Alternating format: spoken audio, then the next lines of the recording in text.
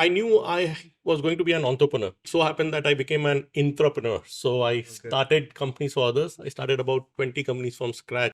Any startup I've seen on an average goes through 3 or 4 change in the business model. What is that one quality or one question that you always ask when you're hiring a leader for your own team? Is what's been the most stressful moment in their life and how did they handle it? In any people business, CEO is a CHRO. If you take care of your people, they will take care of the Yeah. business. If I have to count some of the key learnings, selecting the right people, the right team is absolutely critical. So what are some of the traits that you look for? In my view, a leader needs to go in the front in terms of crisis. But in other times, that leader should be one amongst all the team members. Every leader, again, needs to be able to do selling, because selling is what gets the bread and butter on the table, Yeah. right?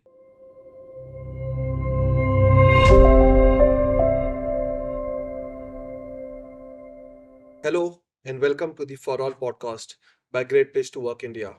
I am Balbir Singh, the CEO of Great Place to Work in India. In this podcast series, we'll be delving into the conversations with CEOs that make great workplaces, their stories, and their dilemmas. In this episode, I have with me Dhiraj Singh. Dhiraj is the CEO of SIS Group Enterprises, and SIS is a market leader in facility management, cash logistics, and security. And without further ado, let me get started with Dhiraj. Welcome, Dhiraj. Thank you. Thank you Thank you, for your Balbir. time. Thank you, Balbir. Dhiraj, to begin with, we need to know from you a story that only you can tell. Something from your personal story, where you are today, how you got started, and some of the career lessons that you learned on the way, and where you are today. So if you can just give a brief overview of your profile, that will really help. Sure. So I grew up in a small town, right, where everyone was supposed to become a doctor or an engineer. Yeah. I chose to be an engineer. I managed to get into IIT, but I knew I didn't have an engineering brain. But I did top in the economics section out there. I'm in the economics paper.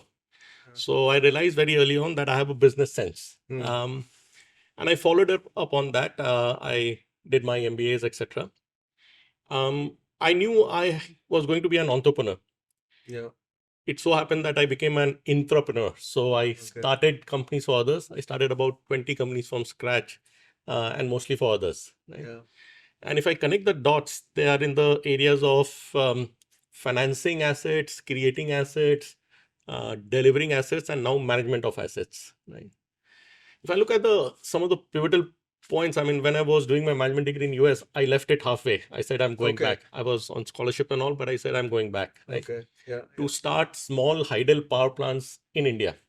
That was a business opportunity I saw. And then how it turned out, there was another company, a very large company, Bechtel Enterprises, who were looking at similar business for India. And we chanced upon each other.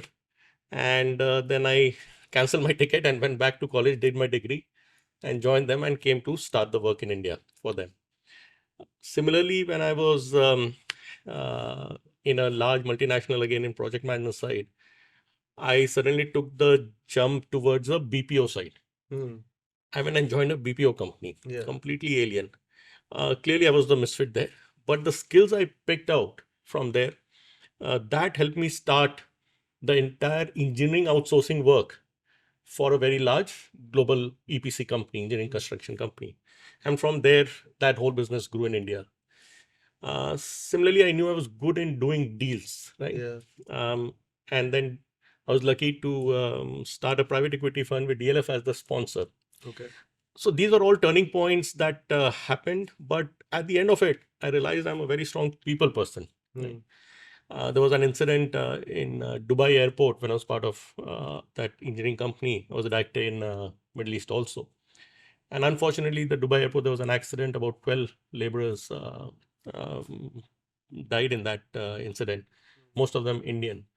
So I was asked to fly from India because the emotions were flying high at that time. And I had to go in the middle of them, hundreds of workers, and to pacify them at that time. I felt confident in able to kind of do that. And I realized that I think I can handle people much better. And there's no better group than SIS. If you want to get more interaction with people and be able to influence the lives of people, And so that's how I landed in SIS, and it's been a long, happy 13, 14 years journey. Wow, wow. So I think, Dheeraj, if I were to pick up on something that you just said, you know, you spoke about entrepreneur, how you started a lot of the organizations within the organizations that you're working for. And as an entrepreneur, you have to have a very high risk profile. And there are big bets if you take those. So, what are some of the lessons that you learned? One is definitely I learned from you. You realize that you are a people person. When running some of these organizations. What are some of the other leadership tenets or lessons that you learned that kept you, made you, prepared you for the future that was to come for you? And for our listeners, there are a lot of startup founders in India, a lot of people who want to get started. Anything that you would warn them against, or to just make sure that you are crossing some of these things before you get started? Right. So any startup journey is, by nature of a startup, you're going to have all kind of challenges, ups and downs, a lot of failures also, right? But if I have to count some of the key learnings from many of the startups, that selecting the right team is absolutely critical, right? You can't do it on your own. You have to have the right team, and selecting the right team is most important. And then setting that culture, that DNA, that fabric of that company, the foundation of that company is again super important. Right? Then comes a lot of persistence and execution focus, because as I said, there'll be challenges, ups and downs, problems to solve. You got to have that persistence that, okay, we'll go over it. I mean, we'll solve the issues. And that execution focus, because a lot of ideas are great in the drawing room and in the brain. Yeah.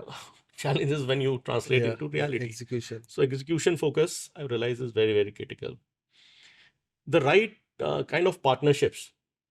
And partnerships can be the equity partner that you get, or any joint venture partner, alliance partner. You have to have the right partnerships, collaborative model from the beginning. Any startup I've seen on an average goes through 3 or 4 change in the business model, right? So being able to have that ability to pivot at the right moment is super critical again, right? Yeah, I think you spoke about perseverance, you spoke about, discipline, setting the procedures, and how important is, having the right team. And, now as you lead an organization with more than 3 lakh employees, you're a large scale employer in the two sense. What are some of the things or leadership, traits that you look for in your people, and that makes your organization more inclusive? And also for people who work across thousands of locations at the same time, and they feel belonged to this organization called SIS. So what are some of the traits that you look for?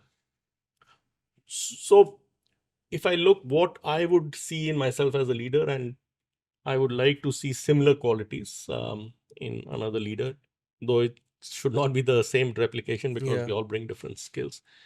But I just posted, in fact, a photograph on LinkedIn where I have a tiger with, actually, there were 5 cubs following it. And the photo below that, the tiger is walking in parallel with the 5 cubs.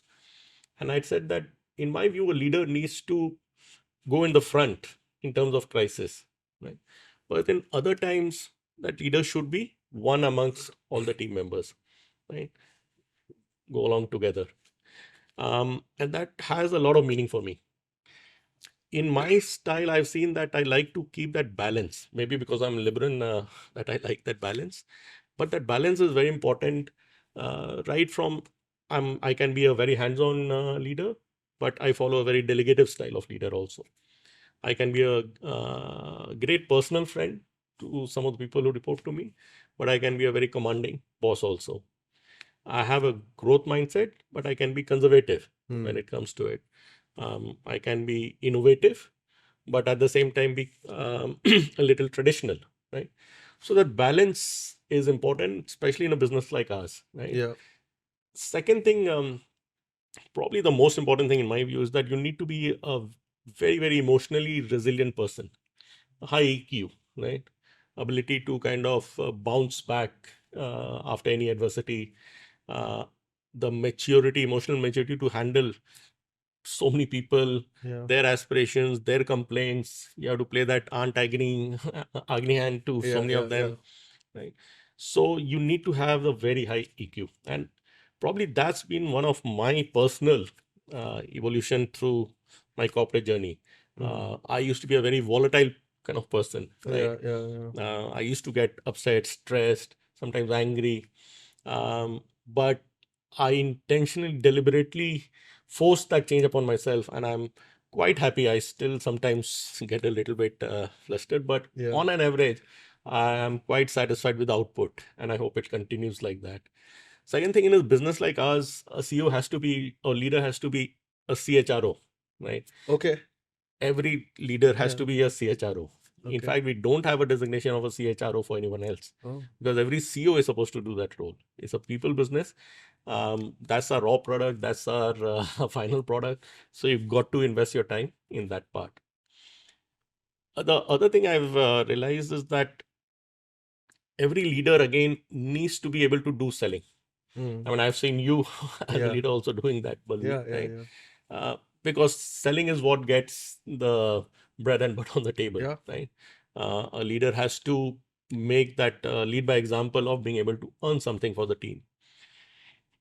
On the software aspects, apart from having that passion, that mojo, just yesterday I was talking to Dhiraj, our founder, family side, and he was talking about the mojo, right? So very important.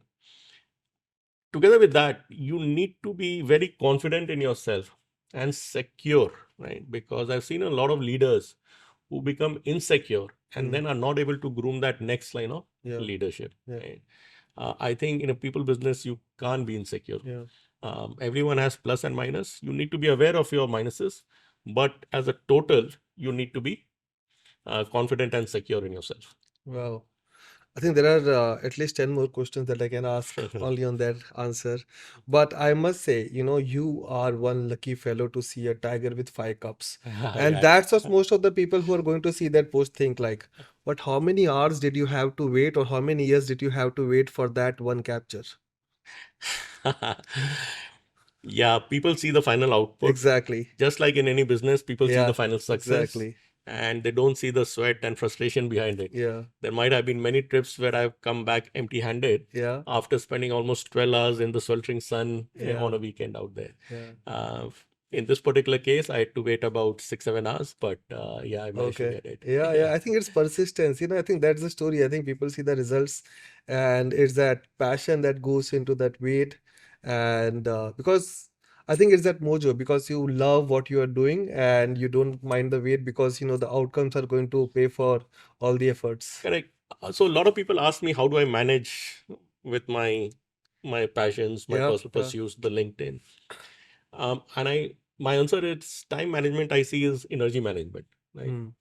And what fuels energy the most is passion. So I'm lucky that my passion, which I say 1P is equal to 2Ps, the other Ps are the people and the photography, right? So that gives me the fuel to manage my people at the work and manage the wildlife photography part. But from this, you mentioned upon the patience part, there are 4 other Ps, right, that come out from it. One is the patience. You need to be very patient. And I've learned to be far more patient after my wildlife pursuits. I mean, I used to be reasonably impatient, but you can't be impatient with nature and wildlife. They will not come out just based on your planning and your targets. They don't care. They don't care if you're the CEO. Nature has its own course, right? So I've learned to be far more patient. The second is planning helps. The other P, planning, you need to find out the place, the month, the time, sometimes the ocean tides, when the full moon is up. There are a lot of elements, just like in any business. So you need to have a very strong plan in advance. I do a lot of planning for that. The third is, like in anything in life, the persistence. You got to give that perseverance. Sometimes it doesn't yield the results, but you got to be keep trying. And the last is, which I believe as a personal thing, is the providence as part of the P, which is basically fate and destiny. it plays an important role in everyone's life. Some believe in it, some call it coincidental. I choose to believe in it. Yeah. I choose to believe in the miracles of life. Yeah. Right? And I've seen this in my wildlife pursuits also. I mean, umpteen number of cases where I feel that without some intervention of some, super power, I wouldn't have been able to achieve what I did or what I saw. Yeah. So I've reaffirmed my belief in the Yeah. fate and destiny. Okay. But the other learnings from this entire journey of mine is that I've learned to be far more adaptive, right? I stay in tents with no washrooms and in blistering cold, and this is not once or twice, it happens quite frequently. Yeah. Right? So while in business, we are accustomed to traveling in and staying in hotels, 5-star and all. Yeah. And sometimes we start taking that as granted and as a Yeah. privilege. Yeah. Yeah. I'm happy that I could see the other side and maintain that balance, Yeah. right? Also, when you go out in the nature and the wild, I think you gain far more empathy for what all is there, Yeah. and you begin to appreciate it Yeah. far more, Yeah. right? You learn a lot from the wildlife behaviors. Sometimes that is what I put on the LinkedIn also. So the another interesting part is the whole fear and risk control.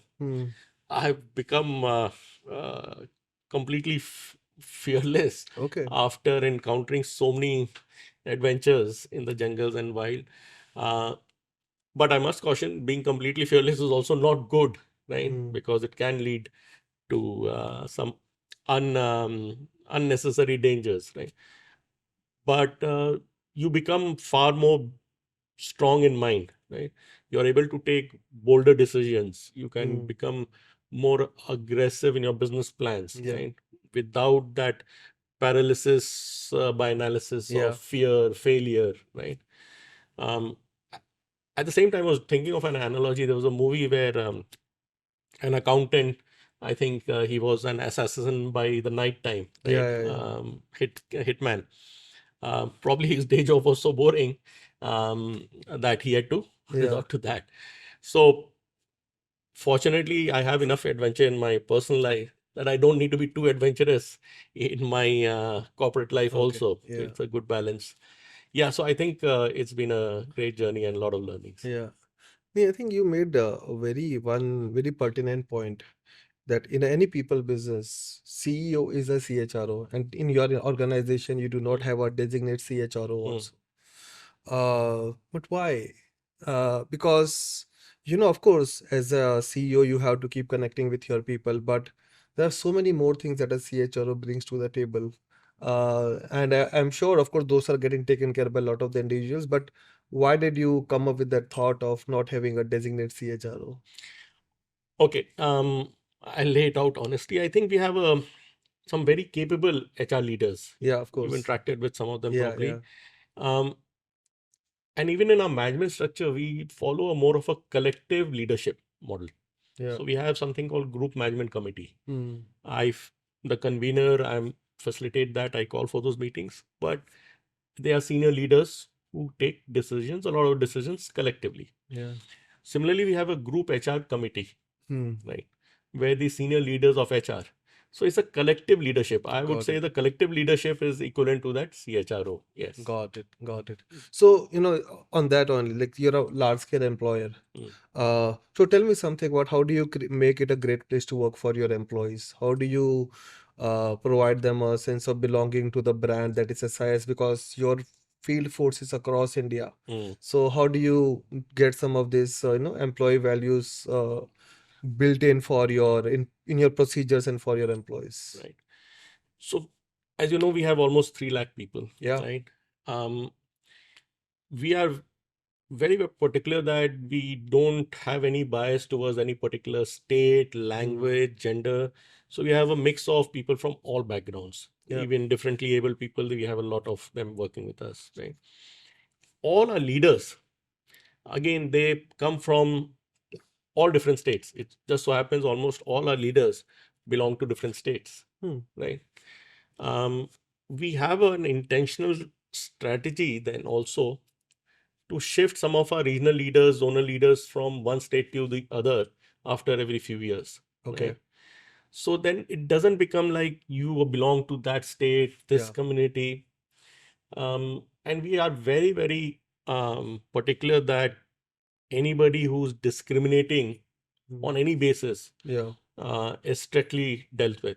And the same goes for our clients also. Okay. Unfortunately, you see a lot of cases where a security guard in a housing complex is treated, and we go all out to support our guards. Right? Of course, unless they've committed some true felony, which normally they don't. But our society feel as a privileged class that they are. And that's one of my personal value also. I consider all of us equal. Absolutely. And I get very emotional about that too also. Right? So that gives a feeling that this is an equal opportunity company. We've had people who were guards or janitors who've become directors, so that opportunity is there for everyone. It's bonding like a family. The only discrimination is that yes, performance has to be there.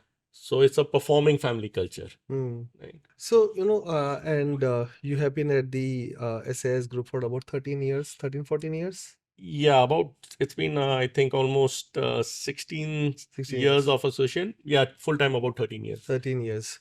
So, tell me, when you picked up this job and where you see your organization today, what are some things that you're proud of? What has changed? I know this is a legacy organization, but what are some of the things that you're really proud of that you have been able to do that sitting in India and for the workforce in India?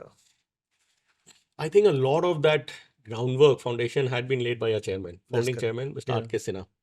I think he did a fabulous job of creating that culture, that structure. We have something called a graduate trainee officer cadre, right? We've had almost 40 such batches. They are the people who are driving a business. Okay. Right? It's almost like that army cadre. They go through rigorous training, they bond together. So all of these ideas came from a founding chairman. Right?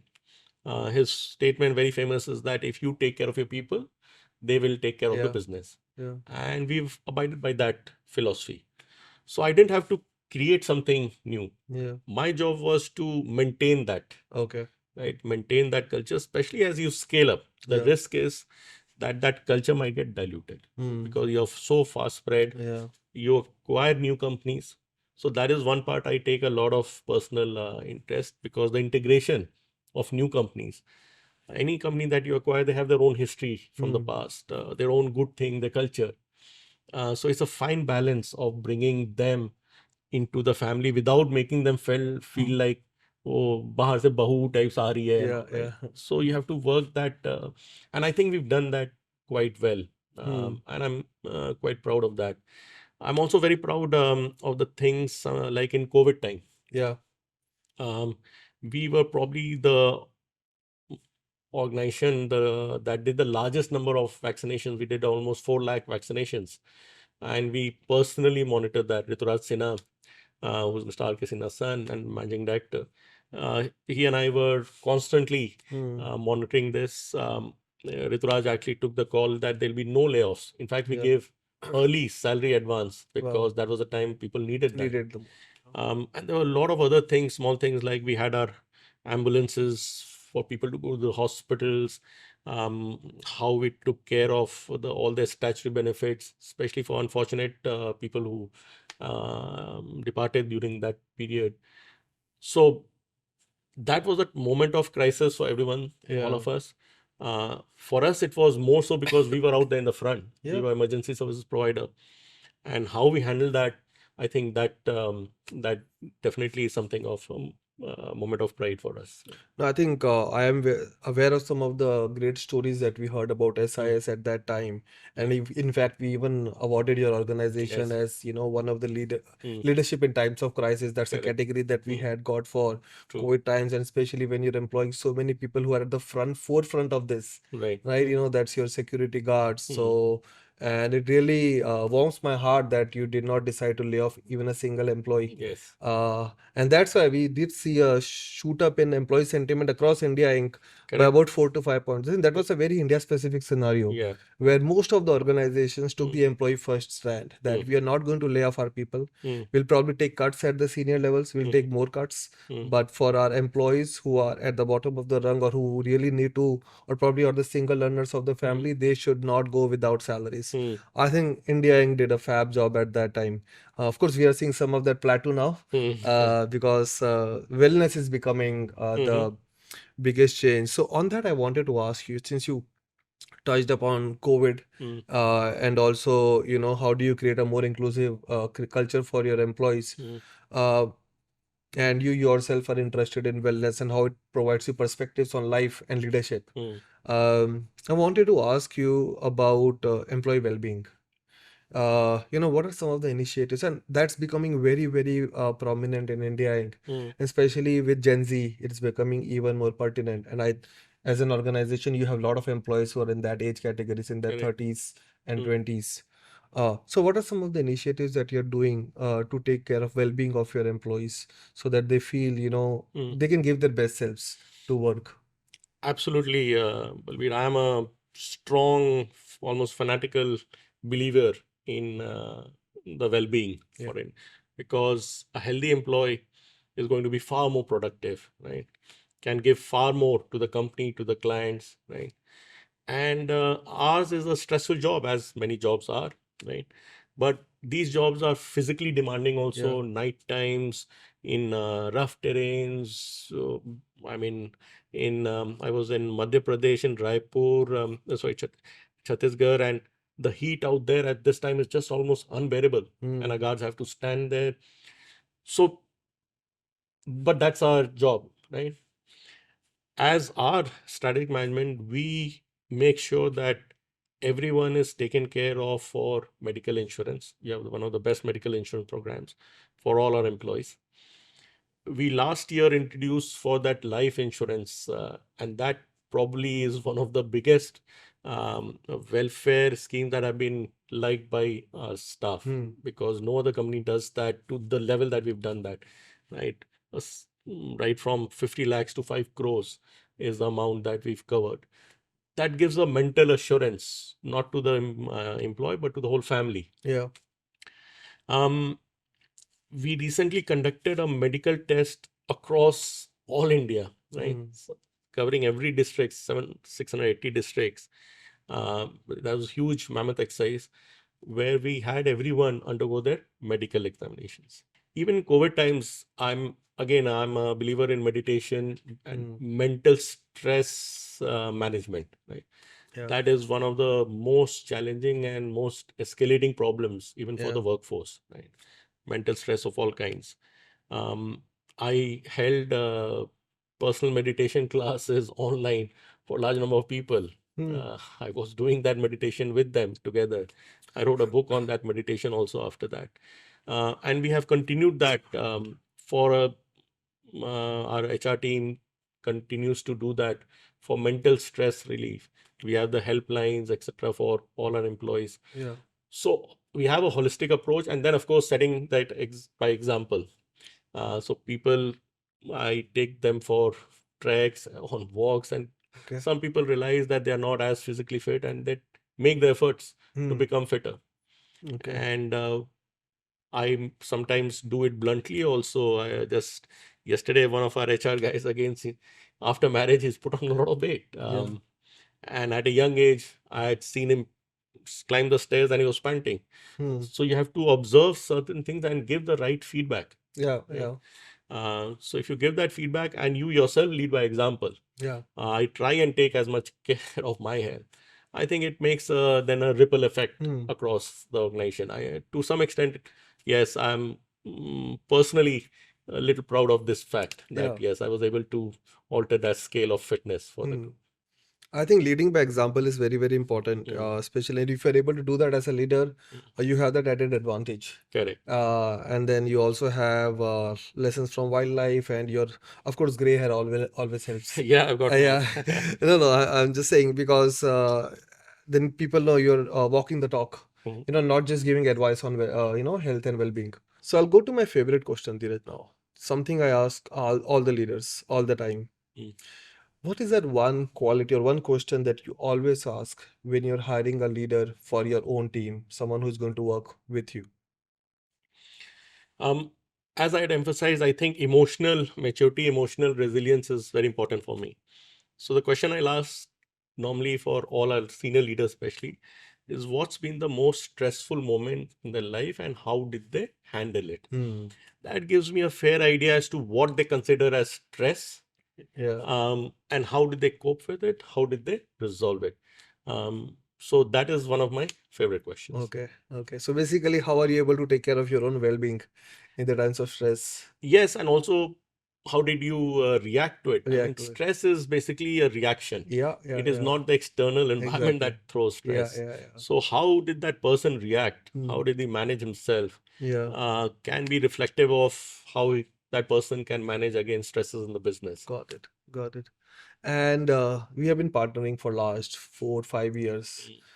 So how has the Great Place to Work partnership, the survey that we do with all your employees, how has this partnership helped you? It's been a great partnership, Balbir, because it's raised the awareness Hmm. on a both formal basis as well as informal basis, Yeah. that there are expectations of an employee from an institution like ours, right?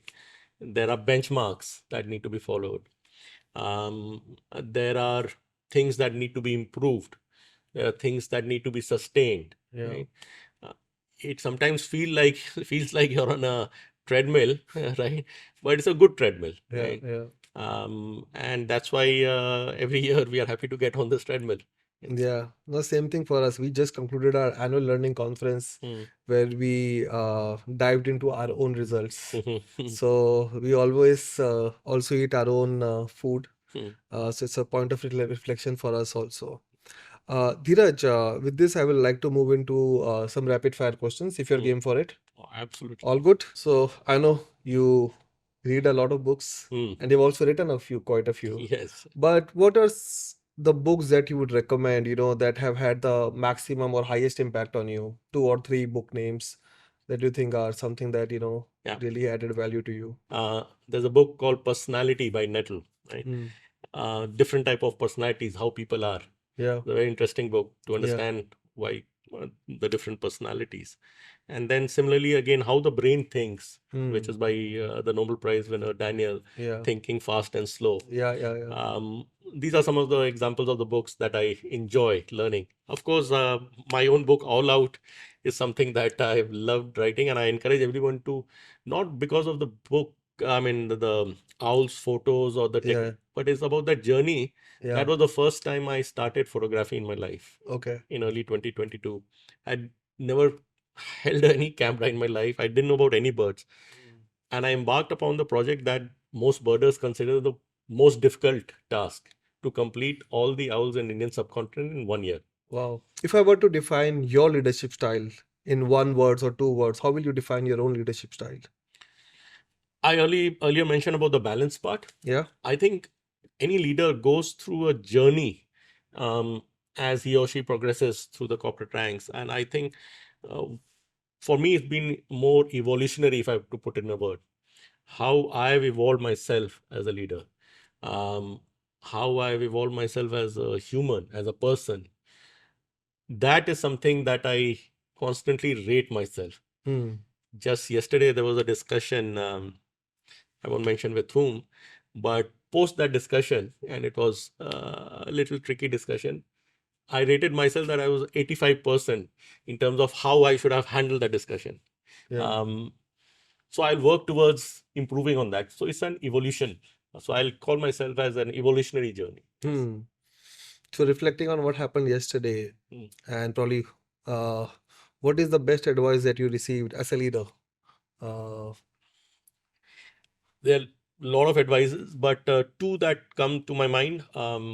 One is by Mr. Rajiv Singh, the chairman of DLF. hmm. There was an incident that happened in my life about 12 years ago where I trusted somebody a lot, and that person backstabbed me. it had a lot of repercussions. So Mr. Rajesh Singh was aware of that. He called me and he made a statement that, look, don't stop trusting people, because that's one of your strength areas, right? Because that could have been a point where I would have probably switched. The other is, again, Dhiraj Singh, our managing director. I've learned a lot in terms of managing that, again, emotional balance in terms of stress. And he gave an example of the lizard when it's on the wall. Yeah. So lizard might feel that it is holding up that whole wall. And so there are two learnings from this, that you need to be humble. It's not that that lizard is holding the wall, and not get too stressed about things that the wall will fall if I kind of move somewhere. So these are two important learnings I've. And who is a leader that you admire the most, Dhiraj? I put it in two categories, Balbir, if you allow me. One is people who I've not met, but I know about them, I've heard about them. In politics, I see Nelson Mandela, Mr. Nelson Mandela, as a great leader personality. Maybe because of his, again, ability to rebound and emotional resilience over a long period of time. Similar traits, again, in sports, I see in Michael Jordan, right? Okay. How he again came back, bounced. So these are leaders that I don't know, but I get inspired. In terms of people that I know, I've worked with, I call them as my 5 R's. Right? It so happened, again, by fate or destiny, these are people with names starting with R. Right? Okay. So Mr. Rajesh Singh, again, as from DLF, I've learned a lot from him. Mr. Ray O'Rourke, who's the UK company, one of the largest from there. Mr. R.K. Sinha, who's the founding chairman. Dhiraj himself. And the last R is my wife, Rashmi. Okay. She's a leader at home. Okay. And I get emotional about it, but I've learned a lot from her too. And I think I saw a photo on LinkedIn. I think sometimes you go on your wildlife photo capturing journeys together. Is that right? I think I saw one picture. I'm not too sure. Yeah. She used to go with me more often. Now she's kind of given up on it. It is sometimes too stressful for her. Okay. So we made peace on that. No problem. I thought I just saw a photo. And before we wrap up, I can't let you off the hot seat without asking this question. And you have told about your learnings from leaders like Mr. Rajiv Singh.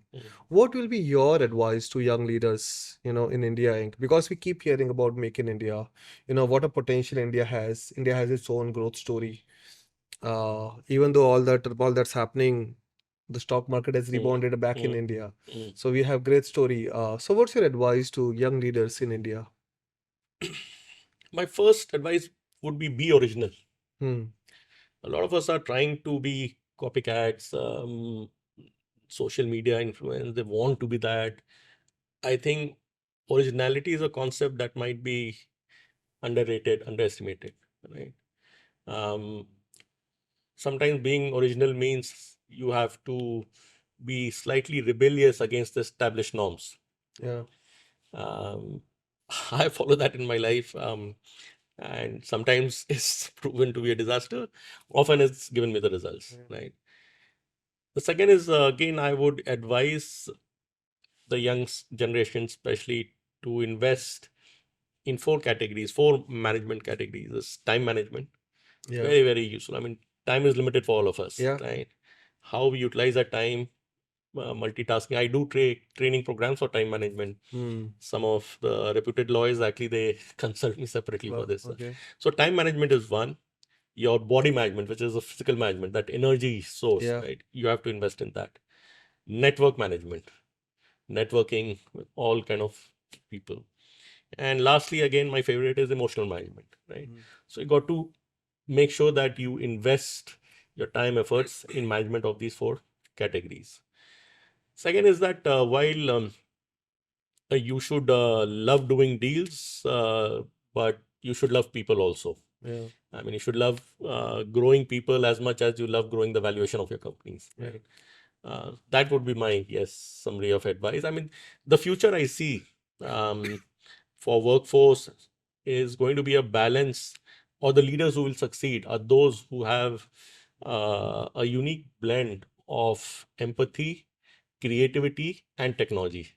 Okay. So these are the three and whys. But empathy, creativity, and technology, the combination of these three are what going to be the differentiators of real successful leaders. Okay, absolutely.